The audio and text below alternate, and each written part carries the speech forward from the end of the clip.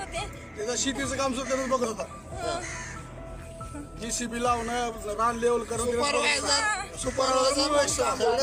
बघायचं. शेतीचं सुद्धा काम त्यानं बघत होता. त्याच्या शेतीचं काम सुद्धा त्यानं बघत होता. त्याला माहित होतं जीसीबी लावणं, पोकलेला बंधारा मारणं सगळं. तुम्हाला त्यांनी बोलून दाखवलं होतं की माझ्या मला विजयावर दाखील तर बोलून काय म्हणले होते? नवरा आहे माझा दाखिणारच की मला बोलून. काय म्हणलं होते? मला म्हणले होते माझ्या धाकट्यानं माणूस मारलंय. याला वाटलं आता मी बी सांगेल म्हणून माझा बी का तर काटा काढील म्हणूनच लागली ह्यानी. ते त्यानं काढलाच काटा, त्यानंच काढला काटा. माझ्या नवऱ्याची कुठंच दुश्मनी कुणी नव्हती. काढलंय? नाव काय त्यांचं? डॉक्टर प्रमोद गुगे, त्यांचा दवाखाना कुठं आहे लातूरमध्ये? आयकॉन हॉस्पिटल 2 नंबर बस स्टँडच्या पुढं. किती ड्युटी असायची तुमच्या नवरीची? सवय बरोबर 24 तास जबाब सुपरवायझर म्हणल्यावर आणायचं, दारू विकायला द्यायची, दारू वाजवायची, पैसे 1000-1500 रुपये द्यायचे, फुल करायचं, सोडून द्यायचं घरला, काम करून घ्यायचे.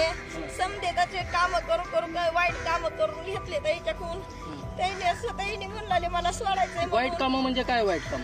पैसे जमा करणं, पैसे गोळा करणं, दबाई टाकू पैसे गोळा करून घेत होते. पुढच्या ऐकून पैसे दिलेले वसुली कर म्हणत होते. वसुली करायची हे 2दा-3दाच केली. पुन्हा म्हणले मला सोडून द्यायचे, छाये काही बी काम लावालंय म्हणून आता इथं सोडून देतय. लास्टची पेमेंट मागाय गेलते. त्याला वाटलं आता मागलं प्रकरण समजा माझा नवरा सांगल म्हणून त्याला काटा काढला गुग्यानं.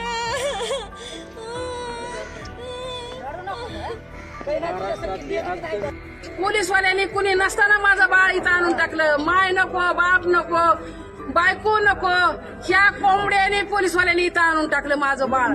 माझ्या बाळाचा डॉक्टरनंच खून केला. ह्याच्याशिवाय आम्हाला न्यायच पाहिजे. आरोपीला लगे पकडलंच पाहिजे. तर मी इथून हलणार नाही. संशयित कोणावर आहे तुमचा? माझा संशय डॉक्टरवर. माझं बाळ डॉक्टरनंच मारले. कोणता डॉक्टर? गुगे डॉक्टर.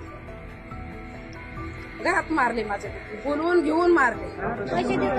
दवाखाना कुठं आहे तुमचा? बायको सगळेच होते 3 जण. तिथं रेणापूर्णा केला. 3 जण होते, बायको भातसा आणि त्यानं 3घांनी मारले माझं बाळ बोलवून घेऊन. किती वर्षाचं? किती वर्षाचं? 40 नसेल, 35-36 वर्षाचा.